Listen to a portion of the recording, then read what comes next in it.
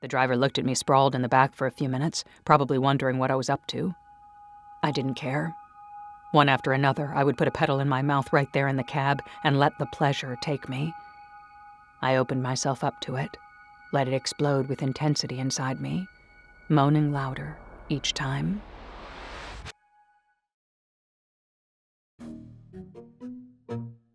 There is a space between reality and fantasy, between light and dark, between rational and irrational. In this space, there are stories. This story is called Lotus. Bon appetit. The next day I woke up to find the empty stems spread all around me in bed, the pot of soil that used to be Gerbera plant turned upside down on the floor. The place was a mess, and I felt horrible. My stomach was a heavy knot again, and my mouth was dry with the stale taste of the flowers still lingering. I went to the mirror and was shocked to find red and yellow petals smeared all over my face, myself barely recognizable. There was a rose petal caught in my hair, and I ate it quickly, savoring it. I looked like a complete mess, so I quickly brushed my teeth, showered, and got ready for work. As I dressed, I realized that my phone kept buzzing, so I looked at it. 8 missed calls. Several were from Daniel, 2 from Miriam, one of our leaders, and a few others, too. Shit. I was late for work again.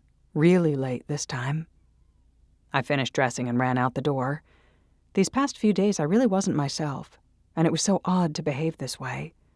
Yet kind of enjoyable, too. Daniel got up and headed over to me as soon as he saw me walk through the door.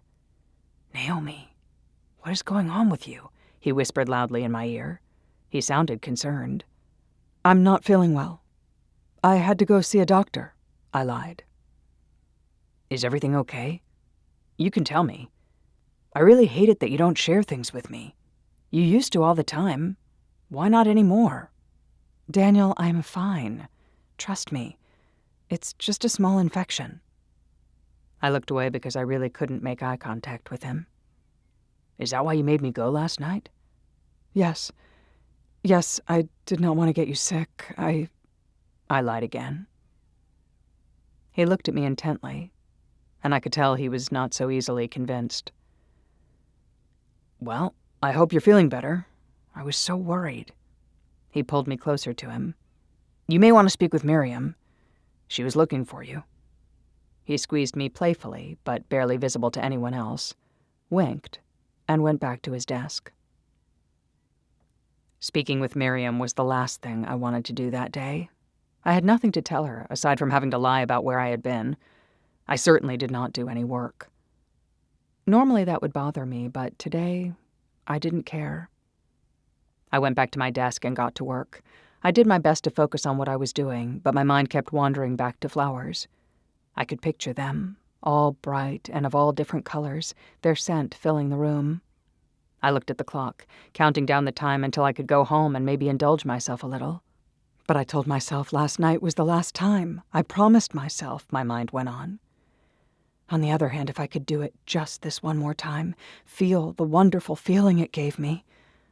What's the harm in one more flower? No harm at all. Yet it was so embarrassing, irritating how it took over me the way it did. I couldn't focus. I realized I was making a small correction for the last hour and a half, something that usually took me 10 minutes at the most. I rested my forehead in my hands in frustration, closing my eyes and trying to pay attention. Think, focus. But it was useless. Perhaps if I went out and got a few flowers, just a quick snack, I would finally be able to concentrate. I considered it for a moment, struggling with myself, fighting with my mind. It bothered me that this was taking over me this much. The thought of doing it again made me happy, excited, yet also overwhelmed me, and a heavy sense of dread came over me at once. I pushed it aside, ignoring it, trying to get back into my work once more. 10 minutes later, after a painful struggle, I finally gave in. I picked up my stuff and headed out. "Do you think you will be done with the correction soon?" Steve asked me as I was heading out. Give me a few more hours. Few more hours? I have to change the write-up. I don't have a few hours. Can you give me what you've already finished? Not now, Steve. But I need it. Come on, Naomi, just send it over to me before you head out. I irritably went over to my computer and sent over a few files to him. Just as I was about to leave, he stopped me again. That's it? That's all you have? He was frowning, but I could tell he was also surprised. Well, then maybe you can do them yourself. What do you think, it just falls into place? I snapped back, irritated. At once, I saw Steve's face change. He was taken aback by this. I never snapped at him this way before. Okay, relax, he said defensively, and went back to his work. Outside, the wind blew through my hair, and I felt elated and light. It was so good to be out of that stuffy office. I quickly located the nearest store and headed over there. They had a few mixed bouquets, but looking at them, I could tell they were old and wouldn't do it for me. They would taste dead. I could smell it in their scent. If I was going to do this, I had to do it right. I went to my phone and looked up various flower shops. There were at least 2 within walking distance from me. I hesitated. Well, if this is my last time doing this, perhaps I should really take it up a notch, do something more extravagant to finish on a good note. I searched for an exotic flower shop. There was one which was highly rated, but it was really far out. I considered it. Suddenly there was this renewed rush within me, a rush to get there, to get the nicest flowers into my mouth. My body shook slightly, the new flow of anticipation growing and pleasure spreading through me. I hailed a cab and gave the driver the address. In the car, I was giddy and excited, like a teenager about to go on that first date or finally do that one forbidden thing I always wanted to do. I breathed heavily, quickly, my head getting dizzy. Oh, this was going to be so good. I pictured walking into the place, several giant lotus flowers floating in pools of water, touching them gently, grabbing them in my hands and burying my face in the bloom. Oh, the scent of it. The scent. And I could taste it. I could already taste it and imagine myself eating it slowly, petal by petal, my eyes rolling back, my saliva dripping out on the side of my lip in my ecstasy. I really couldn't wait to lose myself again. The cab pulled up to a large place with large glass windows, and behind them, green plants visible, their leaves luscious and large. And among those, oh, those beautiful buds, the petals, the colors mixing. I swallowed hard, my eyes large with bewilderment and the need turning urgent. I must have let out a moan because the taxi driver was looking at me funny, smiling. I could see his even white row of teeth peering at me and him grinning widely from the darkness of his seat. I handed him the money and got out. This store was my personal version of heaven. As I walked through it, the scents of all sorts filled my nostrils, and I was acutely aware of every type of flower that lived there. I stopped by a large orchid, stroking it with my hand gently. Oh, darling, I thought. Oh, I cannot wait to feel you on my tongue. I leaned over it and gave it a subtle lick, closing my eyes. Can I help you? I turned to find a scrawny man standing in front of me. His gaunt face peered into mine, the wrinkles around his cheeks cut into the flesh as he smiled. His hair was neatly combed back and looked greasy, but his clothes were neat and immaculate. He smiled at me knowingly, as if he could sense something about me. I was sure he saw me lick the plant. The vanilla orchid, a beautiful variety, he said as he smiled. Here, you should have it. I stared at the plant in my hands. How much? Oh, for an enthusiast like yourself, I couldn't charge. I want you to have it. He smiled at me, his smile wide and large. There was a certain spark in his eyes. What was it? What is your favorite flower? He asked. I hesitated. Could he tell that I ate flowers and got immense amounts of pleasure out of that? Maybe he was just like me? Lotus, I guess.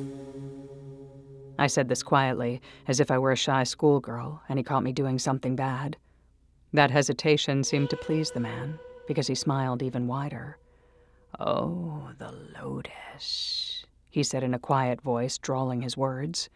"Oh, yes, then you will love what I have here. I am sure you'll appreciate the jewel of Egypt." He smiled at me, and his eyes got bigger, intense. "Come here." I followed him obediently, an orchid still in my hands. I put the plant close to my face as I walked and quickly nibbled on a flower. Its flavor burst into my mouth, filling me with warm relief. Oh, how exciting this was! My body shook, and I felt wonderfully calm as I followed the man. He turned and looked at me, smiled a small, sly smile, and motioned for me to follow him into a little room. Through the glass walls I could see it was filled with exotic plants. Inside, the room was warmer than usual, and very humid. All sorts of plants were on shelves, the lamps beaming at them from above. In the middle, there was a small pool connected to a tiny fountain. Inside the pool, I spotted several beautiful, bright purple lotus plants, their petals sharp like razors sticking out of the water. My mouth watered immediately, and I let out a sigh. The man heard it and smiled at me. "Egyptian lotus. Beautiful species. No?" I nodded. Oh, the things I would do to eat that! "How much?" I heard myself asking, my voice shaking in anticipation. $80 a plant, he said simply. Now that I saw him in the light, he looked odd, even eccentric. There was something disturbing behind his stare, so I looked away, averting his gaze. "I'll take 3 lotus plants," I said, and turned to go out of the room. I couldn't be there any longer. The humidity made the scents much stronger, and I was worried that I would get on my hands and knees at any moment and crawl around the floor like an animal eating all the flowers within reach. That would be insane, but being in that room made me want to do insane things, to be a slave to the overwhelming scents and petals. I followed the man to the cash register and paid for lotus plants. I went to give him back the orchid, but to my relief, he only shook his head. "I want you to have it. I told you," he said. "An exquisite beauty like you should have a plant like that orchid. What beauty, don't you think?" He touched one of the flowers, staring inquisitively at the empty spot where another flower had been just a moment ago. I smiled at him, although I wasn't at ease at all. The man's manner was strange, and I could tell he looked at me with a special kind of look. What was it? It's like he could see through me, knew what I needed most. I looked at the orchid, the branch bearing many beautiful flowers with one missing at the end because I ate it. Poor plant, I thought. Yet I would never give it back. I was already looking forward to finishing it off as soon as I got home. Accepting the plant from such an odd man made me feel a bit uneasy, but the urgent feeling of need, the anticipation of eating the plant, pushed those other feelings aside. I got my lotus plants and headed home, a bag full of water in hand, the other arm wrapped around an orchid. As I walked out of the store, I noticed the man's gaze on me, studying me. If I had to deal with that in order to get the most amazing lotus plants, then I was prepared to do anything.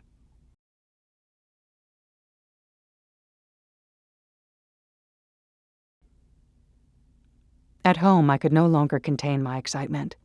As soon as I walked through the door, I dropped to my knees and spread the flowers on the floor like my treasure. I didn't know what to do first, the lotus or the orchid. I shook. Everything seemed like the rush now, a thrill, as if I was on fire, and the flowers would put that out in me, make me whole again. With a trembling hand, I untied the bag, and the water spilled all over my floor in a violent torrent. I took the first plant and put my face into it, inhaling deeply. There were tears rolling down my cheeks, and I realized that at that moment I was insanely happy. Yes, this was happiness for me. Intense and piercing, it went through me like a million needles of anticipation, filling my body with sweet release. I shoved the first lotus flower in my mouth, chewing on it ravenously. Oh, if only Daniel could see me now, on the wet floor, tearing the delicate flower petal by petal like an animal. But it felt so good. It was everything I ever wanted. I rolled on my side and bit an orchid flower off, moaning with pleasure, my eyes rolling back. Oh, this is all I had ever wanted, all I ever needed. If this is how I died, I would not mind at all. It was all too perfect. I ate another lotus plant, almost screaming from the pleasure it gave me. Another orchid flower followed, and finally I was done with the whole feast. I lay on my back in a puddle of water, slowly chewing whatever flowers were still in my mouth, my eyes closed and me in another world. A moment later, I was indeed in another world, soaring above light clouds, not a worry in the world, the soft light caressing me gently. I woke up, wet and cold on the floor of my apartment. It was early, probably 5 or 6 a.m. I felt dizzy and my body ached all over. I got up on my feet but had to hold myself up, leaning on the armchair in the corner. There were stars in my eyes, and everything went black for a few minutes once I got up. I stood there catching my breath. My stomach growled and I realized that I was starving. In the past several days, in fact ever since I ate my first lotus, I haven't had any real food. Just the flowers. My mind was a blur, foggy and restless. My body was screaming for more flowers. I looked around the room and realized that I would have to go out and get some. Then I checked myself. No, there would be no more flowers. I was angry, too. How could I let this happen again? It seemed that every day I was intent in going on with my life as usual, put an end to flower eating, yet every day I would somehow find myself swallowing them, passing out into complete oblivion as if falling off a cliff. No, this couldn't happen anymore. I was resolved to continue on as a normal person, forget the damn flowers altogether. I wiped up my floor, tidied up at home, and got in the shower. I made myself look especially good that morning, curling my hair and putting my makeup on. I was resolved to have a good, productive day, to do my best at the office and go on with my life, leaving this mess behind. As I put the shoes on, ready to go out, my stomach grumbled. And I knew I had to eat something, anything at all as long as it was real food. I looked in my fridge, but there was not much there. I went through the cupboards, but the sight of real food made my stomach turn. If only I had just one bloom, even a petal. But no, I decided there would be no more flowers, and there won't be any. I stubbornly walked outside and went to a coffee shop to get breakfast. Standing in line, I was in agony, my limbs shaking, my stomach burning. I got to the cashier and ordered a coffee and a bagel. My body was swaying back and forth, and I could feel my head throb under pressure. I got my food and my coffee and went outside, my body still in agony. I put the coffee up to my face, smelling its gentle aroma, and got sick. Strange that something that used to bring so much joy would make me ill now. I sat on the bench catching my breath. Perhaps I just needed some solid food in me first? I went for the bagel, but the smell of it made me break out in cold sweat. I forced myself to put it in my mouth, chewing slowly. I took a sip of coffee. Well, that's not so bad now, is it? Suddenly I felt it. A wave of intense pain and sickness sweeping over me in a big wave, emerging from the inside of my body, something visceral pushing its way out violently. I got up at once and ran to the bushes, crouching down next to them, my vomit coming out in powerful torrents. Tears streamed out of my eyes and down my face as I finally got up. What a mess I must have been. I got out a napkin and gently wiped my face. I was so lightheaded I had to sit down, so I sat on the bench that was next to the bushes. What was happening to me? Now I was worried. My nails were nervously scratching at my skin, my mind was racing. I turned and saw a large planter next to me, with violets blooming inside. Well, maybe this one time. I went closer to the planter. I was feeling sick. Perhaps they would soothe my stomach? I eyed the flowers greedily. What could be the matter with me, I wondered, as my hands quickly ripped the violets out of the soil, shoving them one by one into my mouth. I felt at ease right away. My muscles relaxed as if on command, and the piercing headache faded away. I closed my eyes briefly, enjoying the taste. So what if I were eating flowers again? Not the worst thing to do, not at all. I got up and headed to the office, trying to focus on the work I had ahead of me. Yet it was difficult. The whole time my mind kept going back to the odd man in the flower shop and the little humid room filled with luscious, elegant plants and bright, beautiful Lotus floating gently in his pond. Miriam was waiting for me at my desk. She was dressed in a dark dress with a heavy sweater which hung over her like a shawl. The outfit made her look masculine and unattractive. She was already an odd-looking woman, so that only emphasized those eccentricities. She got on her feet when she saw me approach, finishing something up on her phone. "We've missed you in the last few days," she said, not looking at me. "Yeah, I haven't been feeling well." I stared ahead with boredom. All I could think of was that flower shop. The flowers there were so good. Any flowers I got before that paled in comparison now that I have had the good stuff, the very best. How soon could I get back to that flower shop, I wondered. "Yes, I can see that." She was eyeing me up and down. "Your face is all gray." I went ahead and put my bag on my cabinet. Then I sat at the edge of my desk, staring directly at her. Miriam sat down in my chair. "How are you really doing, dear?" she asked, staring right at me. "We don't want our star player to be sick. So tell me what you need." "I don't need anything," I replied, noting that that was a lie. All I needed was for everyone else to leave me alone so I could go back to the flower shop and get another Lotus. "What can I do for you, really?" She pressed me again, her eyes staring carefully into my face from my own seat. "You could get out of my chair," I thought to myself. But I didn't say it out loud. Instead, I heard myself say, "Miriam, it's just a small bug, trust me. I'm here now, aren't I?" "Well, of course." She looked hurt by that, but I knew she was probably thinking that, thank God Naomi is back, we have too much invested in this project for anyone to really be sick. We both stared at each other.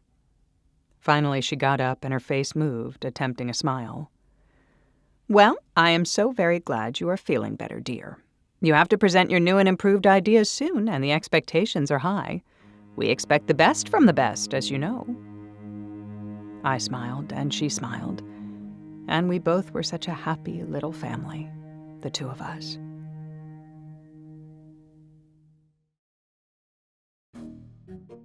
On the next episode of Lotus. I stumbled out and onto the street, my head in a daze.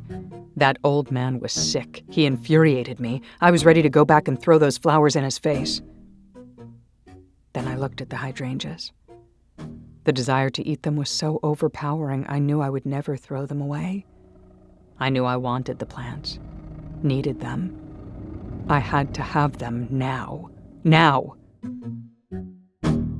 Lotus, a Crawlspace Media production of a Pyrational story, narrated by Gabra Zackman.